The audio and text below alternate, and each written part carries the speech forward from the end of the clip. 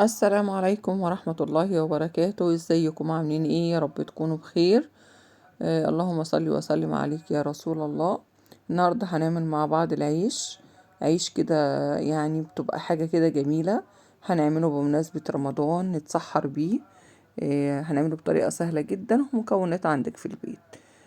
هنبدأ نقول المكونات مع بعض ونسمي الله. بسم الله الرحمن الرحيم. عندي كيلو من الدقيق، عليه كيس بودر أو بيكنج باودر، وعليه معلقة لبن بودر كبيرة، وعليه معلقة خميرة ومعلقة سكر. وهنبدأ نقلب المقدار ده كله مع بعض، وبعدين هننزل بمعلقة زيت، وهنقلب كل ده مع بعض. وهنكون مجهزين مية دافية، وهنبدأ ننزل بالمية شوية بشوية. مش عايزة انزل بالمية، يعني ما اقدرش اقولك ان انا هاخد قد كده كوباية كوباية ونص، لا، لان كل دي بيختلف عن التاني.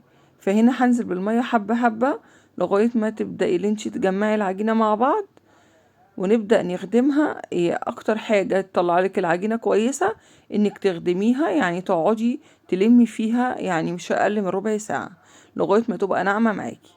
وهنبدأ ننزل بمعلقة خل صغيرة، بتدي ارتفاع للعجينة، وبتدي هشاشة للعجينة، بتبقى جميلة. زي ما انتوا شايفين كده لميت العجينة وهسيبها تخمر، وارجع لكم بعد ما تخمر.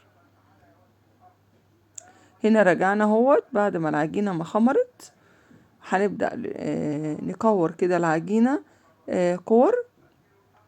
تقريبا الكيلو هيعملك 30 رغيف، 30 29 كده في الحدود دي. هنبدأ نكور كل المقدار كور كده. انا مش قادرة اكورها طبعا عشان انا ماسكة التليفون بايدي، هكورها ونرجع مع بعض نشوف الكور، ونبدأ نفردها مع بعض. زي ما انتم شايفين كده انا كورتها. الكيلو كله تقريبا طلع 30 رغيف او 28 حاجة زي كده. هنبدأ نسيبها شوية وترتاح. انا هنا رجعت بعد ما العجينة ارتاحت ربع ساعة كده، عشان اقدر ان انا افردها ما ترجعش معايا. زي ما انتم شايفين كده العجينة بتتفرد ما بترجعش تاني. انا اكون مسخنة طاسة على النار، طاسة غير لاصقة. هنبدأ ننزل بيها رغيف رغيف زي ما انتم شايفين كده. مش هتاخد معايا وقت خالص، يعني الكيلو ده ما اخدش معايا ربع ساعة في العمايل، هو في ساعتها بيتعمل. هنبدأ نعمل واحد تاني. وانا يعني لو استنيتش عليه كده شوية هتلاقي الدقيق. هنبدأ مع بعض نعمل واحد منفوخ كده وهوريكم. هنبدأ نعمل ده كده مع بعض منفوخ، وهوريكم النفخة بتاعة العيش بتبقى عاملة ازاي. اهو زي ما انتم شايفين كده العيش بيتنفخ نفخة جميلة جدا. والريحة بقى والسخونية في البيت، وكل سنة وانتم طيبين وللسحور كده، وحاجة جميلة جدا. ان شاء الله الطريقة تعجبكم، وهي سهلة وسريعة وحاجة كده يعني. عيش الابيض ده بيبقى حلو قوي مع السحور. وكل سنة وانتم طيبين. ويا رب تكون الطريقة عجبتكم.